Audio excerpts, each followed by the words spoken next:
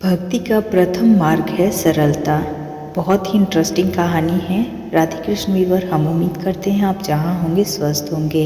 अगर आप हमारे चैनल पर नए हैं तो जल्दी से लाइक और शेयर सब्सक्राइब कर दें। आइए हम लोग भक्ति से भरी इस कहानी को पढ़ते हैं। एक आलसी लेकिन भोला भाला युवक था। आनंद दिन भर कोई काम नहीं करता, बस खाता ही रहता और सोता रहता। घर वाले ने कहा, चले जाओ, निकल जाओ घर से, कोई काम धाम करते हो नहीं, बस पड़े रहते हो। वह घर से निकलकर यूं ही भटकते हुए एक आश्रम पहुंचा। वहां उसने देखा कि एक गुरुजी हैं। उनके शिष्य कोई काम नहीं करते, बस मंदिर की पूजा करते हैं। इसमें मन में सोचा, यह बढ़िया है, कोई काम धाम नहीं, बस पूजा ही तो करना है। गुरुजी के पास जाकर पूछा, क्या मैं यहाँ रह सकता हूँ? गुरुजी बोले, हाँ हाँ, क्यों नहीं, लेकिन मैं कोई काम नहीं कर सकता हूँ। गुरुजी, कोई काम नहीं करना है, बस पूजा करते रहोगे।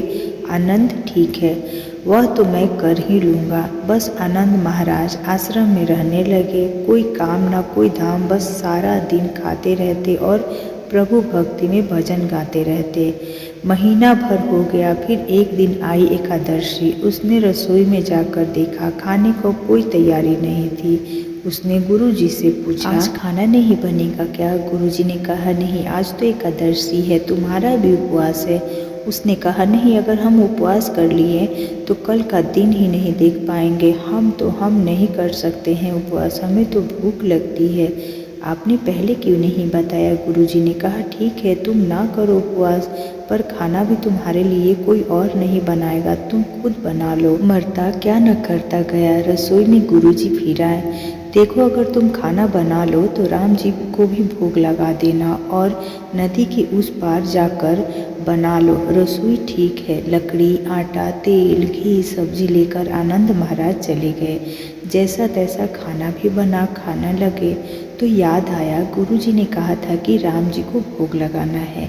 यह भजन गाने लगा, आओ मेरे राम जी भोग लगाओ, जी प्रभु राम आइए, श्री राम आइए, मेरे भोजन का भोग लगाइए। कोई ना आया तो बेचैन हो गए कि यहाँ तो भूख लग रही है और राम जी आ ही नहीं रहे हैं। भोला मानस जानता था कि प्रभु साक्षात तो आएंगे नहीं, पर गुरु जी की बात माननी जरूरी है। फिर उसने कहा, देखो प्रभु राम जी, मैं समझ गया कि आप क्यों नहीं आ रहे हो। मैंने रूखा सूखा बनाया है और आपको तला माल खाने की आदत है, इसीलिए नहीं आ रहे हो। तो प्रभु, आज वहाँ भी कुछ नहीं बना है, सबकी एकादशी है, खाना है तो यह भोग भी खा लो।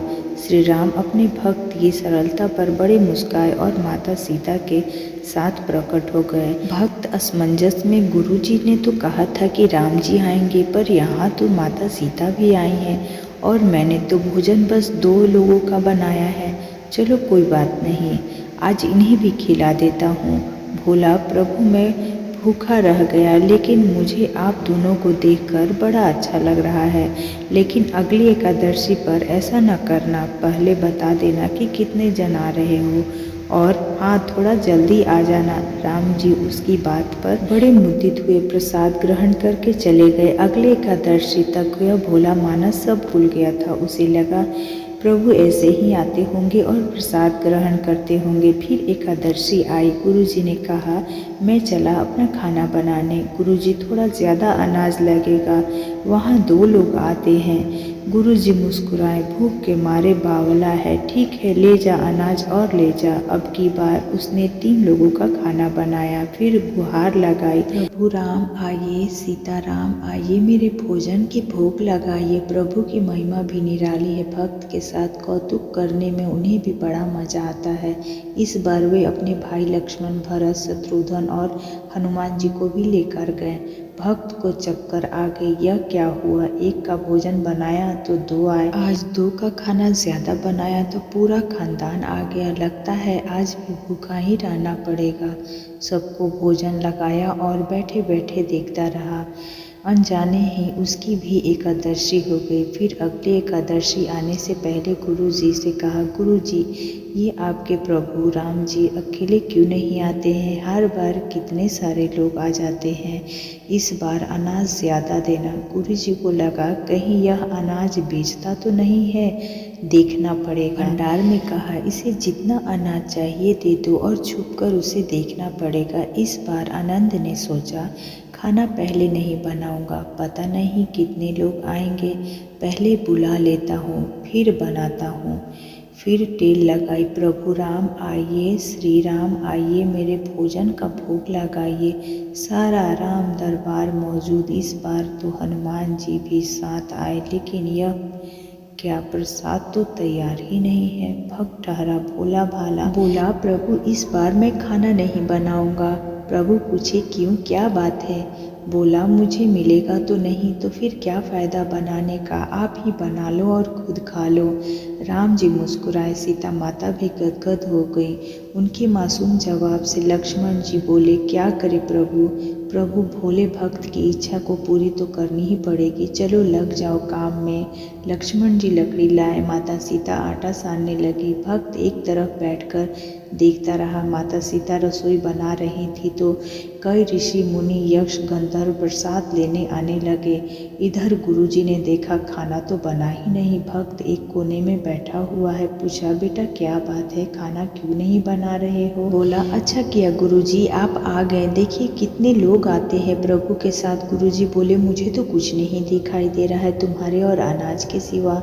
भक्त के माथे पकड़ लिया, एक तो इतने मेहनत करवाए हैं, प्रभु भूखा भी रखे और ऊपर से गुरुजी को दिखाई भी नहीं दे रहे हैं, यह और बड़ी मुसीबत है। प्रभु ने कहा, आप गुरुजी को क्यों नहीं दिखाई दे रहे हैं?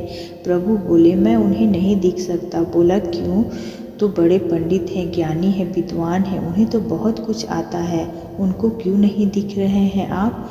प्रभु बोले, माना कि उनको सब आता है, पर वे सरल नहीं हैं तुम्हारी तरह, इसीलिए उनको नहीं दिख सकता।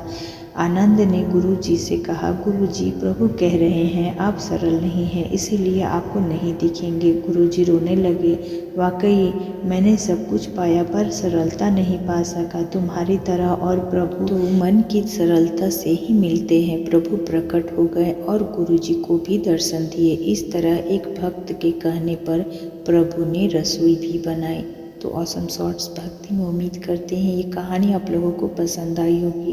तो एक बार कमेंट में ज़रूर लिखना ना भूलें। जय श्री राम। मिलते हैं नई कहानी में। धन्यवाद।